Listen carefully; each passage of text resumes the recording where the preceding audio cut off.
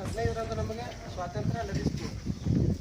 ಸ್ವಾತಂತ್ರ್ಯ ಲಭಿಸಿದ ನಂತರ ಇವತ್ತಿನ ಪರಿಸ್ಥಿತಿ ನಾವು ಅವಲೋಕಿಸ್ತಾ ಹೋದರೆ, ಇವತ್ತು ಸ್ವತಂತ್ರ ಭಾರತ ಈ 2025ನೇ ಇಸ್ವಿಯನ್ನು ನಾವು ಅವಲೋಕಿಸ್ತಾ ಹೋದರೆ ನಮಗೆ 15 ಆಗಸ್ಟ್ ಧ್ವಜಾರೋಹಣ ಸ್ವಾತಂತ್ರ್ಯವನ್ನು ರಕ್ಷಿಸೋಣ ಅನ್ನುವಂಥ ಒಂದು ಘೋಷಣೆ ಇಟ್ಕೊಂಡಿದೆ ಬಹುಶಃ ಅಂತೇಳಿ ನಾನು ಹೇಳ್ತಾ ಇದ್ದೆ.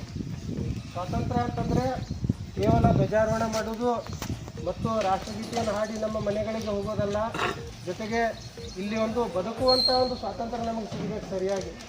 ಈ ದೇಶದ ಭೂಮಿ, ನೀರು ಮತ್ತು ದೇಶದ ಸರ್ವ ಸಂಪತ್ತಿನಲ್ಲಿ ಎಲ್ಲರಿಗೂ ಸಮಪಾಲು ಸಮಬಾಳು ಸಿಗುವಂಥ ಒಂದು ಸ್ವಾತಂತ್ರ್ಯ ಈ ದೇಶದಲ್ಲಿ ನಮಗೆ ಸಿಗಬೇಕು.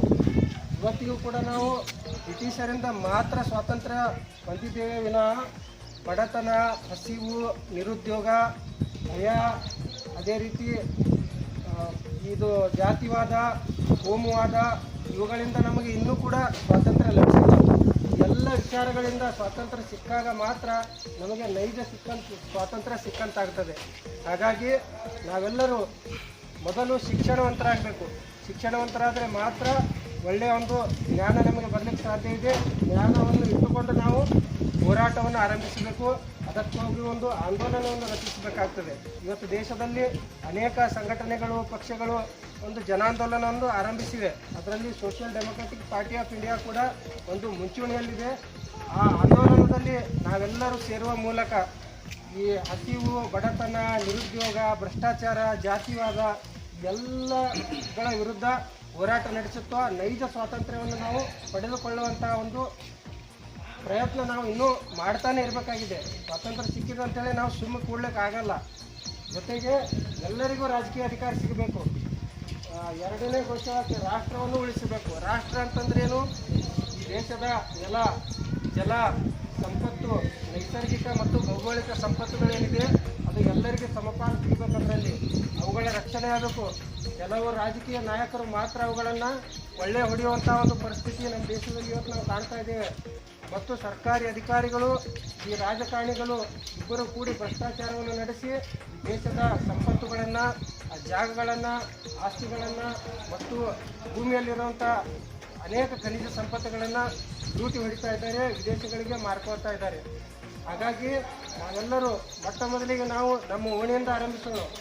ನಮ್ಮ ಓಣಿ ಐತಿ, ಆ ಓಣಿಯೊಳಗೆ ಬರ್ಲಾಕ ಸರಿಯಾದ ನಮಗೆ ರಸ್ತೆ, ಅದು ಎಷ್ಟು ಫೂಟ್ ಆಗಲೈತಿ, ರಸ್ತೆ ಎಲ್ಲಿಂದ ಎಲ್ಲಿಗೈತಿ, ಅದು ಐತಿಲ್ಲ ಅನ್ನೋದು ಮೊದಲು ನೋಡ್ಕೊಬೇಕು ನಾವು. ಇಲ್ಲೇ ನಿಮಗೆ ಅರ್ಥ ಆಗ್ತದೆ ಯಾರು ಈ ರಸ್ತೆಗಳನ್ನು ಕೂಡ ಕೊಳ್ಳೆ ಹೊಡೆಯುವಂಥ ಜನ ಇವತ್ತು ಹುಟ್ಟುಕೊಂಡಿದ್ದಾರೆ.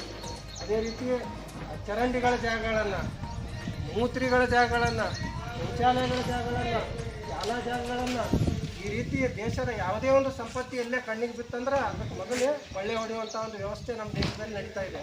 ಹಾಗಾಗಿ ರಾಷ್ಟ್ರವನ್ನು ರಕ್ಷಿಸುವ ಒಂದು ಮಾತು ಬಂದಾಗ ಎಲ್ಲ ನಮ್ಮ ಏನು ಜಾಗ, ಭೂಮಿಯ ಸಂಪತ್ತಿದೆ ನಮ್ಮ ಭಾರತದ್ದು, ಅದನ್ನು ರಕ್ಷಣೆ ಮಾಡಿಕೊಂಡ್ರೆ ನಮ್ಮ ದೇಶವನ್ನು ನಾವು ರಕ್ಷಣೆ ಮಾಡ್ಕೊಂಡಂಗೆ ಆಗ್ತದೆ. ಅದೇ ರೀತಿ ರಾಜಕೀಯ ಅಧಿಕಾರ ಹಿಡಿಯೋದರಲ್ಲಿ ಕೂಡ ನಾವು ಹಿಂದೆ ಬೀಳಬಾರ್ದು.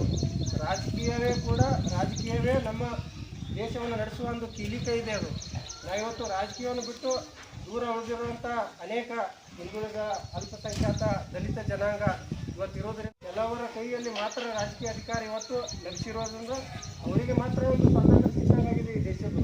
ನಮಗಿನ್ನೂ ಕೂಡ ಸ್ವಾತಂತ್ರ್ಯ ಇಲ್ಲದ ರೀತಿಯಲ್ಲಿದೆ.